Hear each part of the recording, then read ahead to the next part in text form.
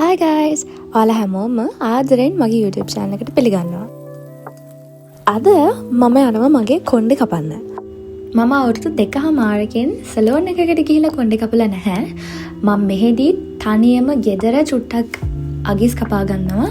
මොකද මට split ends එන හින්දා. පළවෙනි වතාවට මම UK වල කොණ්ඩේ කපන්න සැලෝන් එකකට යන්න හිතුවේ. මම ගියපු සැලෝන් එක මොකද්ද කියලා මම ඔයාලට වීඩියෝ එකේ මැදකට යනකොට කියන්න.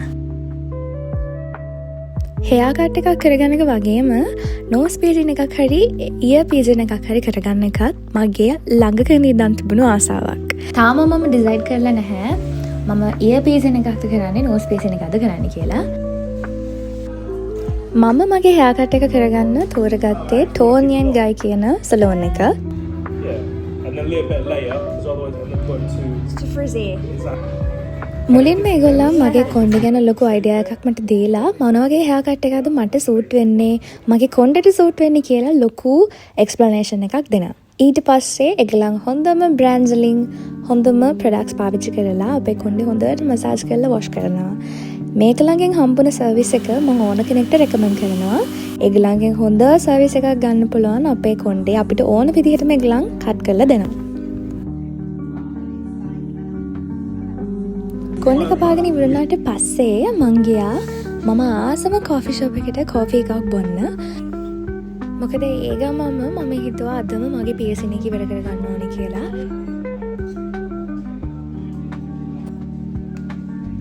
The place I chose to do my piercing was Piercing by Sorry. ඒගොල්ලන්ගේ Instagram page එක තමයි මේ තියෙන්නේ. She did an amazing job with the piercing because I'm so bad with piercing.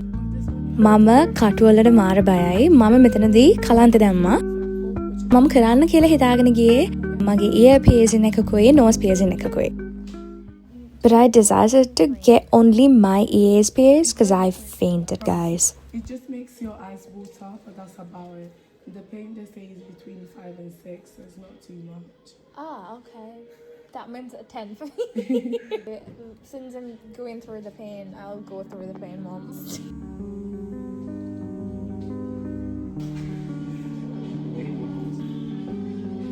I don't think I'll be doing the nose.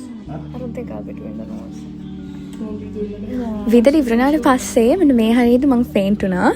මේ video එකේ දිගටම ඔහේ video වෙලා තියෙනවා. මම ෆේන්ට් වෙච්ච පාර්ට් එක මේ වීඩියෝ එකේ ක්ලිප් වෙලා නැහැ. ඉතින් ටිකක් වෙලා හිටියට පස්සේ ඒගොල්ලන් මට ලොලිපොප් එකක් දුන්නා. මොකද මගේ ප්‍රෙෂර් අඩු වෙච්ච හින්දා තමයි මම ෆේන්ට් වුණේ කියලා. සාමාන්‍යයෙන් මම බ්ලඩ් ඩ්‍රෝ කරන්න ගියාමත් මම ෆේන්ට් වෙනවා. ඉන්ජෙක්ෂන් එකක් ගහන්න ගියත් ගොඩාක් බය වෙලා ෆේන්ට් වෙන කෙනෙක්. ඊට පස්සේ අපි ආවා කොරියන් රෙස්ටොරන්ට් එකකට දවල්ට කෑම කන්න. දැන් මේ වෙලාව මං හිතන්නේ 3:00ට විතර ඇති.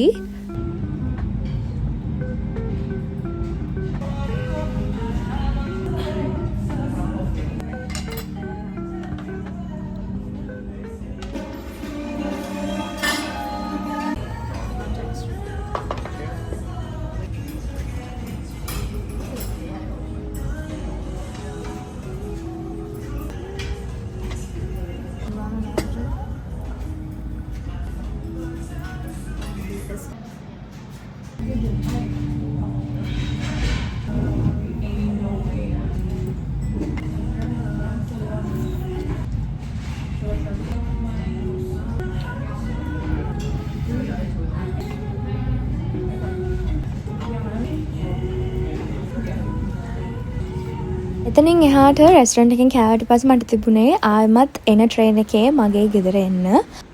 ගොඩාක් දුර මට එන්න තිබුණා. පැය 4ක විතර ජර්නි එකක්. ඒක මම මේ විදියට වීඩියෝ කරේ මට වීඩියෝ එකේ එන්ඩින් එක හරියට ගන්න ඕන නිසා. මේ වීඩියෝ එක ඉවර වෙනකන් ඔයාලා බැලුවා නම් ගොඩාක් ස්තුතියි. ඊළඟ වීඩියෝ එකකින් හම්බ වෙනකන් bye. ඔයාලා හැමෝම සතුටින් සනීපෙන් ඉන්න කියලා මම ප්‍රාර්ථනා කරනවා.